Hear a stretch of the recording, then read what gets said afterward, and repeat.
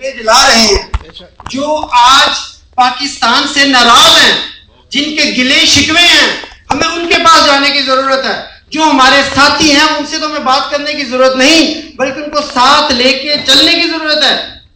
لیکن آج پھر دیکھیے تو پورا نہ صرف سیاسی، سماجی، قومی مسئلہ بلکہ معاشی حالات بھی پستگی کی طرف جا رہے ہیں. 65 سال میں ہم ایک قوم نہیں بن سکے. ہم کبھی باتوں سے، حکومتیں بدلنے سے، آنے جانے سے قوم نہیں بن سکتے. آج سوال یہ ہے کہ قوم کی بنیاد کیا ہوتی ہے، قوم بنتی کیسے ہے؟ جب تک ایک سماجی ڈھانچہ ترتیب نہیں کیا جاتا ایک قوم تعمیر نہیں ہو سکتی. اس کے لیے کن چیزوں کی ضرورت ہے؟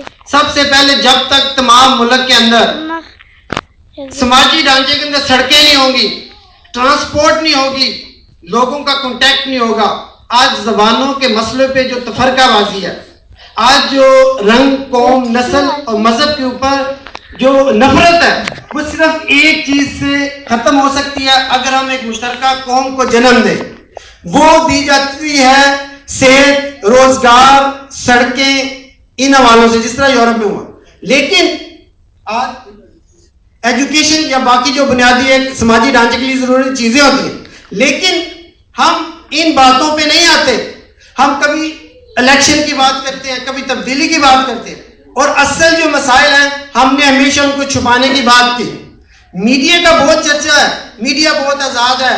اب پاکستان سنور جائے گا، اس کی قسمت بدل جائے گی، کیونکہ میڈیا بہت آزاد ہے. کیا میڈیا آزاد ہے؟ میں آپ سے سوال کرتا ہوں.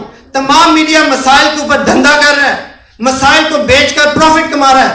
اس نے آج تک کبھی کسی مسئلے کا حل بتایا نہیں. وہ خود ان لوٹ گسوٹ میں شامل ہیں جو حکمرانوں کی ہے.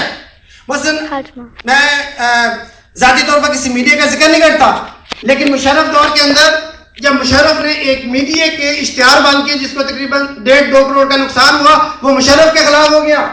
اور آج جب ایک میڈیا کے کسی حصے کے کوئی حکمران بند کرتے ہیں اشتہار، تو وہ اس سے ناراض ہو کے اس کے خلاف پروپیگنڈا شروع کر دیتا ہے. اور آج تمام میڈیا میں جتنی بھی یہ جنگ چلتی ہے، اکثر پچھلے دنوں آپ کو نظر آیا وہ ان کے جو مساحلت ہے حکمرانوں سے یا ساروں سے. لیکن بنیادی چیز ہے کہ ہمیں اس چیز کو ہمیشہ مد نظر رکھنا چاہیے کہ کیا میڈیا میں مسائل بیان کرنے سے، مسائل کو اشتعال انگیز بنانے سے کیا مسئلے حل ہو جائیں گے؟ اس وجہ سے ہمیں صرف مسائل کو بیان کر دینا کافی نہیں ہے، بلکہ میں یہاں تک کہتا ہوں جو کہ سماجی سائنس کا اصول ہے کہ مسئلوں کو صرف بیان کر دینا ایک انارکی ہے جو سوسائٹی کے لیے قتل ہے. جب تک مسئلوں کا حل پیش نہیں کیا جاتا، مسئلوں کا متبادل نہیں دیا جاتا، تب تک صرف مسائل پہ بات کرنی کہ فرقہ واریت ہے، یہ ہے، وہ ہے، مسئلے حل ہو جائیں گے، نہیں ہو سکتا. ہمارے ملک کے اندر جو تعصبانہ رویہ ہے، ہم عام طور پر اس لفظ کو بڑے ہی غیر حقیقی انداز میں بیان کر دیتے ہیں. اگر شیعہ سنی کے خلاف ہوگا ہم کہتے ہیں تعصب ہے. مذہبی بنیاد کے اوپر کوئی ایک دوسرے کے خلاف ہو، نسلی بنیاد پر نہیں. اجتماعی طور پر اگر آپ سیاسی، سماجی اور معاشی مسائل کے اوپر بھی رویے ہمارے تعصبانہ ہیں. ہمارے جو وزیر اعظم کا بیان تھا کہ بلوچستان میں جو جھنڈا جلاتے ہیں ہم ان سے بات نہیں کر سکتے، یہ بھی ایک تعصبانہ رویہ ہے. اور وہ تعصبانہ رویہ ہمارے صرف حکمرانوں میں نہیں ہے، بلکہ بہت سارے ایسے باشعور افراد بھی ہیں. خاص طور پر فرینکفرٹ کے اندر چند افراد ایسے ہیں جنہوں نے ہم پہ یہ الزام لگایا کہ ہم شاید کسی ملک کے خلاف ہیں یا اسلام کے خلاف ہیں. لیکن مسئلہ یہ ہے کہ جب ہم کہتے ہیں کہ آؤ ایک قوم بنو، آؤ مسئلوں پہ بات کرو، آؤ مسئلوں کو حل کریں، تو وہ کہتے ہیں کہ ہم ملک دشمن ہیں. جب ہم کہتے ہیں آؤ بلوچیو، آؤ سندھیو، آؤ پٹھانو جو ناراض ہو، آؤ مل بیٹھ کے بات کریں، ہم ان سے بات کرتے ہیں جو جھنڈے جلاتے ہیں، ہم ان سے بات کرتے ہیں جو پاکستان کے خلاف تحریک چلا رہے ہیں. کیوں چلا رہے ہیں؟ ہم سب ایک ہیں، ہم ان سے ملو. اور ہمارا ان سے ملنا ان کو اتنا دکھتا ہے، اور یہ محب الوطن کہاں سے ہوئے؟ اس وجہ سے ہمیں ضرورت اس چیز کی ہے کہ ہم مسئلوں کو مصنوعی سطحی حوالے سے مت دیکھیں، ان کی گہرائی میں جائیں. اور آپ تمام افراد جو یہاں بیٹھے ہیں، میں ہمیشہ ایک درخواست سب سے کرتا ہوں کہ جب تک ہم تمام افراد سیاست، سماجیات یا کسی میں مداخلت نہیں کریں گے، ہمارے حکمران ایسے ہی ہوں گے. ابھی میری محترمہ نے بات کی کہ ہمارے حکمران اس اہل نہیں ہیں. درست کہا، نہیں اہل. ہم کس اہل؟ ہمیں یہ سوچنا ہے. ہم نے کیا کیا؟ بہت سارے جو یہاں بیٹھے ہیں وہ یہ کہتے ہیں سیاست لعنت بھیجو، غیر اہم ہے، منافقت ہے، دھوکہ ہے. تو پھر ویسے ہی لوگ آئیں گے. ہم نے اپنا کردار ادا کیا کیا؟ ہم نے اس کے خلاف مزاحمت کی. ہم نے سیاست کو گالیاں دی، صحافت کو گالیاں دی، سماجیات کو گالیاں دی، لیکن ہمارا اپنا کردار صفر ہے. جب تک ہم آگے نہیں آئیں گے یہ حکمران ہم پہ مسلط رہیں گے.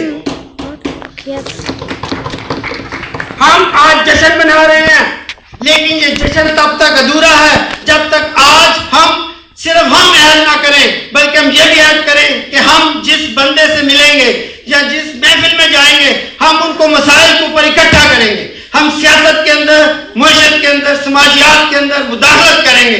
ایک فلسفر نے، سماجی سائنس کے استاد نے کہا تھا کہ ہر واقعہ جب جنم لیتا ہے اس کے نیچے ٹھوس سماجی حالات ہوتے ہیں، اور آج جو پاکستان کی حالت ہے اس کے حالات موجود ہیں. آپ یہ نہیں کہہ سکتے کہ یہ تمام مسائل قدرتی طور پر یا خود ساختہ طور پر یا حکمرانوں کی طرف سے آ گئے. آج ان کے اندر وہ سماجی حالات موجود ہیں جس وجہ سے یہ ملک آج تباہی کے دہانے پر ہے. اور اگر وہ حالات تبدیل نہ ہوئے تو آپ جتنی باتیں کر لیں، جتنے ترانے گا لیں، جتنی محفلیں کر لیں، جو مرضی کا لیں، حالات بدلیں گے نہیں، بدتر ہوں گے. ہمیں ضرورت اس عمر کی ہے کہ جو حالات آج پاکستان میں کیا نہیں ہے، گوہر، سونا، چاندی، آج کیا موسم، ہر چیز ہے، لیکن مسئلہ کیا ہے؟ پھر ہمیں غریب بیکار ہونے کی جو ہے وہ لعنت دی جاتی ہے، جس وجہ سے آج ضرورت ہے کہ ہمارے پاس سب چیز ہے، لیکن صرف ان وسائل کو آج اکٹھا کر کے بروئے کار لانے کی ضرورت ہے. اور جب تک سوسائٹی کے اندر نجی ملکیت اور شرع منافع کی ہوس ختم نہیں ہوگی ہم کبھی بھی سوسائٹی کو آگے لے کر نہیں بڑھ سکتے. تو میں آخر میں یہی کہوں گا کہ آج جو سماجی حالات پاکستان کو تباہی کی طرف لے کے جا رہے ہیں، آج ہمیں سنجیدگی سے ان کو دیکھنا ہے اور ان کی تبدیلی کے لیے مشترکہ طور پر فائٹ کرنی ہے، ورنہ انا للہ و انا الیہ راجعون.